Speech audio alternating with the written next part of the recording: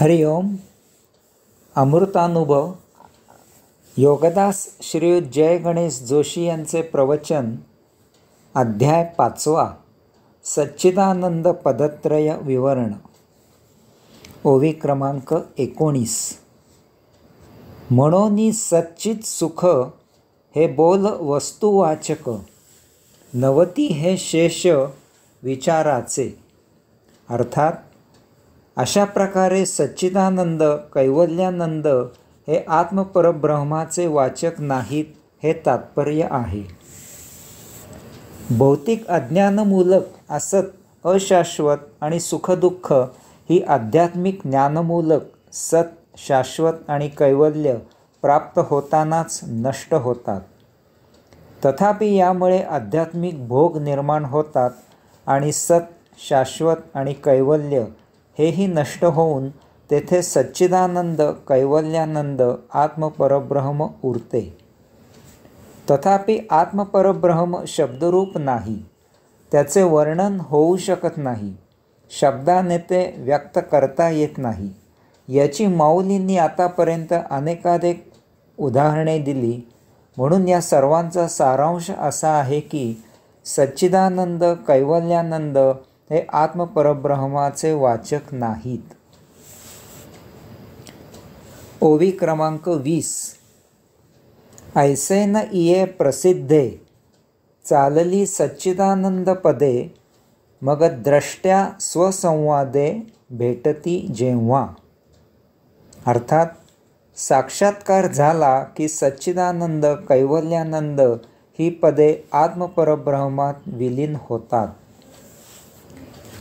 निर्विकल्प निर्वितर्क निर्विचारी समाधी प्राप्त झाली की सच्चिदानंद कैवल्यानंद ही पदेही मिथ्या होतात.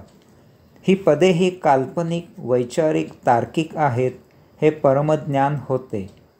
शेवटी कितीही कसे असले तरी ती पदे शब्दरूप कल्पनास्वरूप बुद्धियुक्त व्यक्त होणारी आहेत.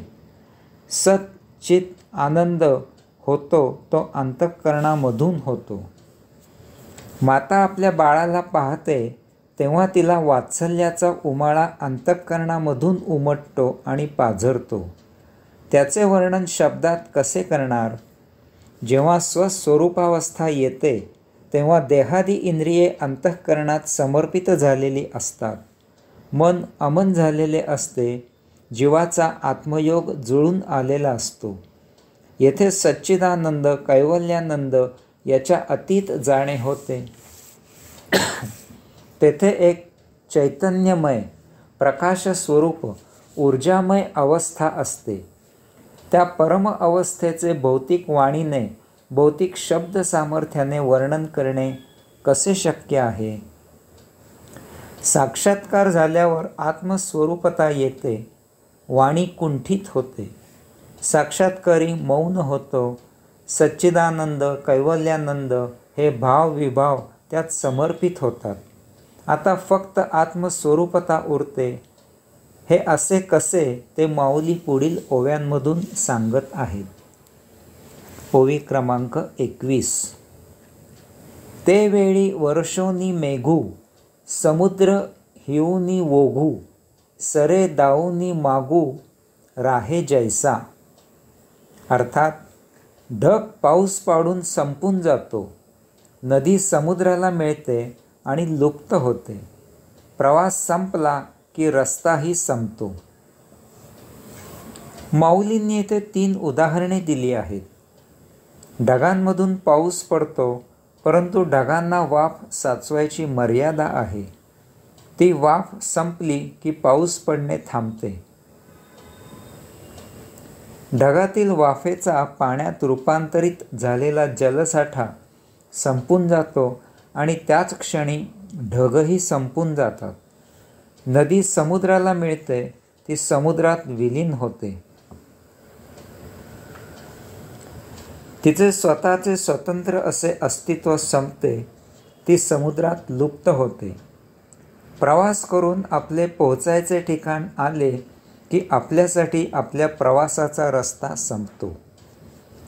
अशा प्रकारे साक्षात्कार झाल्यावर आपल्यासाठी भौतिक आणि आध्यात्मिक असे दोन्हीही संपते आणि त्या पलीकडील आत्मस्वरूपता आपल्याला प्राप्त होते.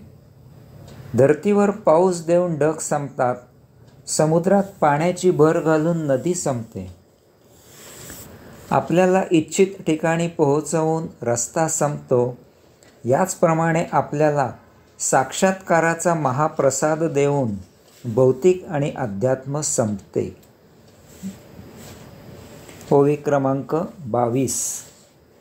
फळ वेऊनी फूल सुके, फळ नाशे रस पाके, तोही रस उपके तृप्तिदानी. अर्थात फळ निर्माण करून फूल सुकते, रस देऊन फळ नाश पावते, तृप्ती देऊन रस संपतो. माऊलींनी येथे 3 उदाहरणे दिली आहेत. फुलामधून फळ तयार होते आणि फूल सुकून कोमेजून नष्ट होते. रस देऊन फळ संपून जाते.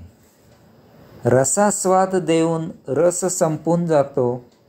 अशा प्रकारे फूल, फळ, रस आपापले कार्य संपन्न करून संपन्न होतात.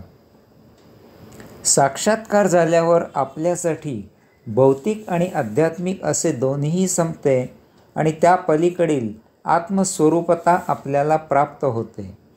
आपल्याला साक्षात्काराचा महाप्रसाद देऊन भौतिक आणि अध्यात्म संपते. ओवी क्रमांक 23. का आहुती अग्नियात, घालुनी वोसरे हात, सुख चेवुनी गीत उगार आहे. अर्थात समिधांची आहुती दिली की हात मागे येतो, स्वरानंद देऊन गाणे संपते. माऊलींनी येथे 2 उदाहरणे दिली आहेत. यज्ञात काही विशिष्ट समिधा आहुती म्हणून द्यायच्या असतात. यासाठी निश्चित असे शास्त्र आहे. यामुळे त्या आहुती देऊन झाल्या की हात आपोआप मागे येतो. हात आहुती देणे थांबवितो. आहुती देऊन यज्ञ संपन्न करून हात थांबतो. समिधा देऊन संपन्न होतात, हात थांबतो. परंतु या दोहोंमधून यज्ञ संपन्न होतो. शास्त्रीय संगीत काही विशिष्ट प्रकारे गायली जाते. त्यामधून अमर्याद असे अवीट नाद माधुर्य आणि स्वराविष्कार ऐकविला जातो. गाणे रसस्वाद देते, ऐकणाऱ्याला तृप्ती देते आणि मग ते थांबते. गाणे आणि गाणारा थांबतो, परंतु ऐकणाऱ्यांना तृप्ती देऊन ते थांबते. साक्षात्कार झाल्यावर आपल्यासाठी भौतिक आणि आध्यात्मिक असे दोन्हीही संपते आणि त्या पलीकडील आत्मस्वरूपता आपल्याला प्राप्त होते. आपल्याला साक्षात्काराचा महाप्रसाद देऊन भौतिक आणि अध्यात्म संपते. ओवी क्रमांक 24. नाना मुखा मुख दाऊनी, अरिसा जाय निघवनी, का निदले चेवऊनी, चेविते जैसे. अर्थात समोर आलेल्या मुखांना प्रतिबिंब दाखवून आरसा रिताच राहतो. निद्रादिनाला जागे करून जागविणारा निघून जातो. माऊलींनी येथे 2 उदाहरणे दिली आहेत.